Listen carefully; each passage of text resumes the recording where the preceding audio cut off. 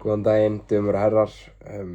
Þetta annað YouTube-vídeó mitt. Í dag 18. maí og í dag vildi ég bara lesa eitt kafla hérna fyrir ykkur úr hugleiðingabók Marcus Aureliusar. Þetta er sem sagt dagbók Marcus Aureliusar sem var, hann var í Róm. Hann var alltaf, réð Róm á þessum tíma og þetta er dagbókin hans sem einhver fann og hann ákvað að publisha þetta við heiminn, fyrir heiminn og ég ætla að lesa kafla fyrir því. Teldu sjálfan þig verðugan á hvaða orði og athöfn sem í samræmi við náttúruna og láttu hvorki gagnrýni né förtölur annarra villa þér sýn. Það sem þú sagðir eða gerðir var gott, teldu sjálfan þig ekki óverðugan, aðrir fylgja sínum eigin huga og hvötum. Láttu það ekki trufla þig. Haltu einfaldlega beinni leið í samræmi við þína eigin náttúru og alheimsnáttúruna, því leið þeirra beggja er ein og nú sama. Og sú sama.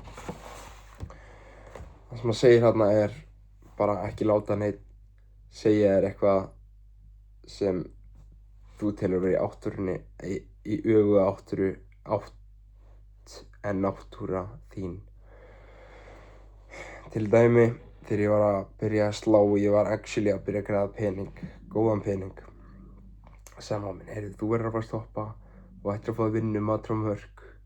Þú getur það og það, þegar þú ferð á launamarkaði í framtíðinni, þá myndi ekki vera sáttur fyrir launin sem að gefa þér.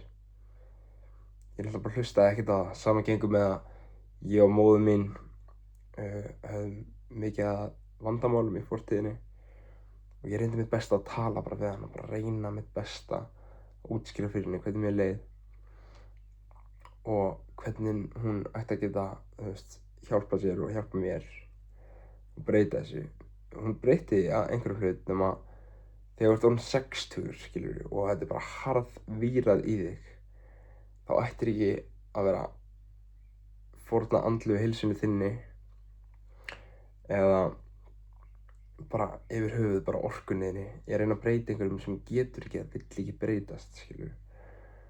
Og þú ættir bara að sama hvað einhver segir við þig, halda áfram í samræmi við náttúruna þína, eins og sagt í bókinni, og að ekki að eyða tímanum í annað fólk þegar þú getur verið að nota því eitthvað sem bæti því sjálf. Ég las annan kafla í þessa bók sem talaði eitthvað að áður en þú ferð að breyta heiminum, þá verður að breyta sjálfur þér. Þannig að áður en þú ætlar að tala við móðina sem eitthvað sem er harðvíruð, skilur, í sálfræðilega séð, finndu leið hvernig þú ætlar að breyta því hvernig þetta fer andlegu heilsunni þinni. Þetta, í versta falli ef þetta virkar ekki leyfa því að brjóta þig niður, skilur, ekki leyfa þessu sem þú ætlar að bæta svo miklu orku í að reyna að leysa, en svo fattar það ekki hægt að leysa og þá máttu brotna niður. Fyrst eftir að finna einhverja leið til að díla við þetta, að kópa við þetta, svo hugsaðu, ok, kannski er einhver leið að ég bara gert rétta hlutinn og fengi alltaf þetta, fengi geggjað samband við móður mína eða faðir minn sem borðar ógeðslega óhollt og ég sem er alveg nördi í heilsu. Ég er með blue light blockers núna á mér til að hafa my circadian rhythm dialed in, skilur. Það er alltaf bara ómögulegt fyrir mig að horfa á, ég bara hata.